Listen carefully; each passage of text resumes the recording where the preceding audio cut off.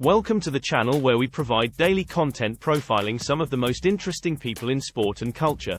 Before we start, just a reminder of our subscriber competition whereby I'll be choosing one subscriber for a $100 Amazon voucher. All you have to do is subscribe and you're in the draw. Today's video is about England retired star cricketer Kevin Pietersen, asking the question, was he great or just good? Let's dive in. Kevin Pietersen is a former English cricketer, born on June 27, 1980, in Pietermaritzburg, South Africa. He played as a right-handed batsman and occasional off-spin bowler in all formats of the game. Pietersen's family moved to England when he was young, and he became eligible to play for England after completing a 4-year qualification period in 2004.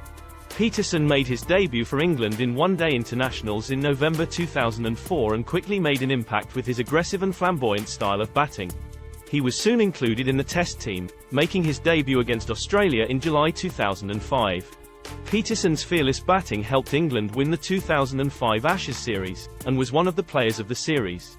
Over the next few years, Pietersen established himself as one of the best batsmen in the world, with an impressive record in both Tests and one-day games. He was particularly effective against spin bowling, which he countered with sweeps and foot movement. Pietersen's aggressive style of play and his tendency to take risks also brought him some criticism, but his performances on the field continued to speak for themselves. Pietersen continued to play for England in all formats and his performances remained impressive. He scored his highest Test score of 227 against Australia in 2010, and also played a key role in England's victory in the 2010 World T20. However, his relationship with the England team management continued to be strained, and he was dropped from the squad in 2014 following a series loss to Australia. Pietersen was captain of the England Test and one-day teams from the 4th of August 2008 to the 7th of January 2009, but resigned after just 3 Tests and 9 one-day games following a dispute with the England coach Peter Moores, who was sacked the same day. Pietersen's relationship with the ECB never fully recovered. This came to a head in 2012 when, after a disagreement over his schedule, Pietersen announced his retirement from all forms of international limited overs cricket on the 31st of May. Pietersen last played for England in the 2013-14 Ashes, after which he was informed that he was no longer being considered for international selection. Through his career he popularized the switch hit shot. The switch hit involves changing the batting stance from a right-handed to a left-handed position or vice versa. Pietersen used this shot to great effect during his career, often hitting the ball over the fielders' heads and into the stands. In 2012, Pietersen was involved in a texting scandal that caused controversy in the cricketing world.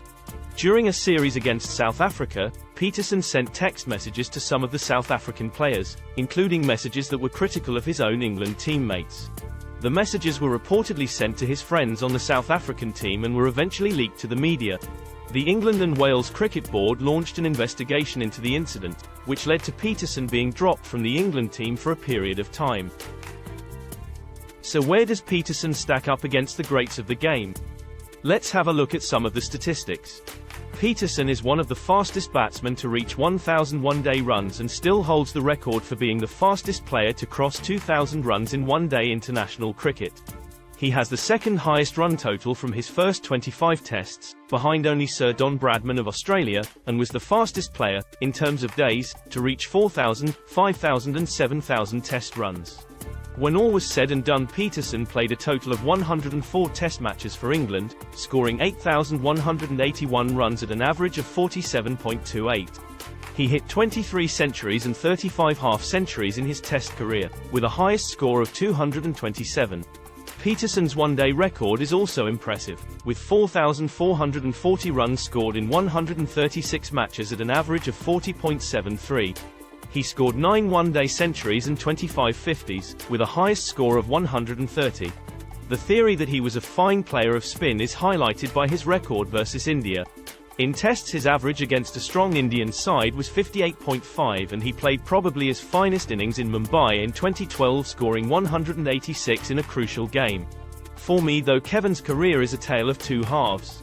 I remember vividly how he burst onto the scene and for the first couple of years he looked as if he would go on to become one of the game's all-time greats. The second half of his career however was that of a good player but not a great one.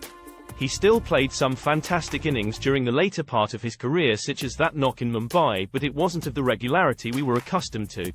The idea of his career being a tale of two halves is highlighted with his statistics also. In the first half of his Test career he averaged 51.2 at a strike rate of 64. However, if you compare that to the second half of his Test career, he averaged 44.7 with a strike rate of 56. This highlights that he looked like he would be as good as the Laras or Tendulkars of this world, but ultimately fell back to being just a good player but not a great, which as a fan is just a little bit of a shame. Thanks for watching. Don't forget to subscribe to be in our draw for $100 worth of Amazon vouchers.